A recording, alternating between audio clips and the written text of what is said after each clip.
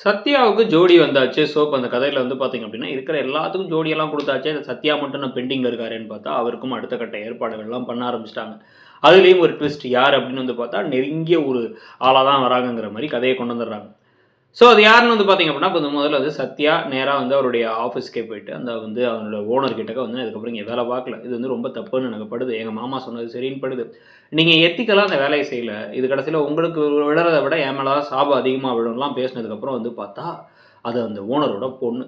உடனே அவங்க வந்து ஃபர்ஸ்ட் டைமா வந்து ஒரு எத்திக்ஸ்க்காக வேலைய விடுற ஒரு ஆள பார்க்குறேன் அப்படின்னு சொல்லிட்டு அவங்க பெருமையா வந்து பேசிட்டு இருக்கும் பொழுதே, ஓனர் உள்ளார வராருன்னு யாருன்னு பார்த்தா, சிந்தாமணியுடைய ஹஸ்பண்ட்.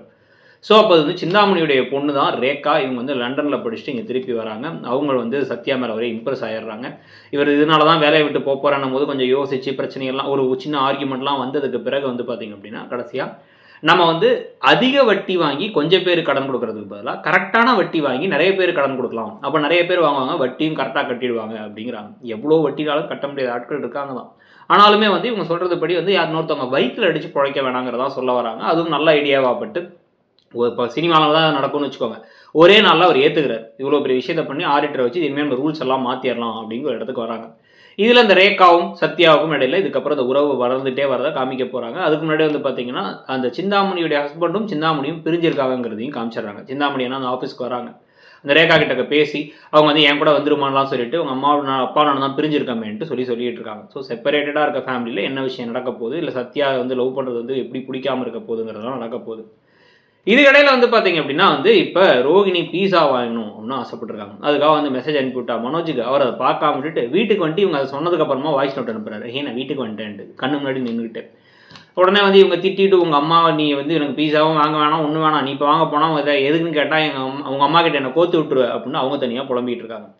இதுக்கிடையில அண்ணாமலை கிட்டக்க வந்து மீனாவும், சீதாவும் சண்டை போட்டுருக்கிறதுனால சந்திரா வருத்தப்படுறாங்கங்கிற விஷயத்த மீனா சொல்ல, அண்ணாமலை இத வந்து முத்து கிட்ட சொல்லி எப்படியாச்சும் அவங்க 2 பேரையும் சேர்த்து வைங்கிறாரு. கரெக்ட் தான் அப்படின்ட்டு இவரும் போய் அத சேர்த்து வைக்கிறதுக்காக, நீ வந்து ஒழுங்கா நீயே போய் வந்து சீதாட்ட பேசிரு. பேசல அப்படின்னா, நான் போய் சீதா கிட்டயும், அருண் கிட்டயும் போய் மன்னிப்பு கேட்டுருவேன் அப்படின்னா, நீங்க தப்பே பண்ணாம எதுக்கு மன்னிப்பு கேட்குறீங்கன்னு ஒரு பக்கம் ஒரு விஷயம் ஓடுது.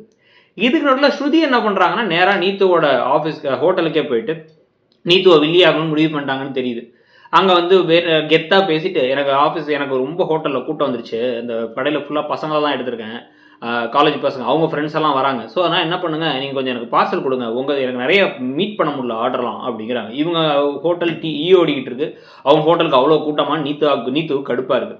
இதுக்கெல்லாம் காரணம் நீங்க தானேன்னு சொல்லிட்டு வந்து ஸ்ருதி போனதுக்கப்புறமா, ரவி போயிட்டு இது தப்பு நீத்துன்னு சொல்லும்பொழுது, சமைக்க உங்களுக்கு நல்லா வரும். அத பாருங்க. பிசினஸ் எனக்கு நல்லா வரும். நான் அத பார்த்துக்கிறேன்னு உங்க திமிரா பேச ஆரம்பிக்கிறாங்க. கொஞ்சம் கொஞ்சமா நீத்து வந்து வில்லியா மாறப் போறாங்கங்கிறத பத்தி உங்க கருத்து என்னங்கிறத சொல்லுங்க. Thank you.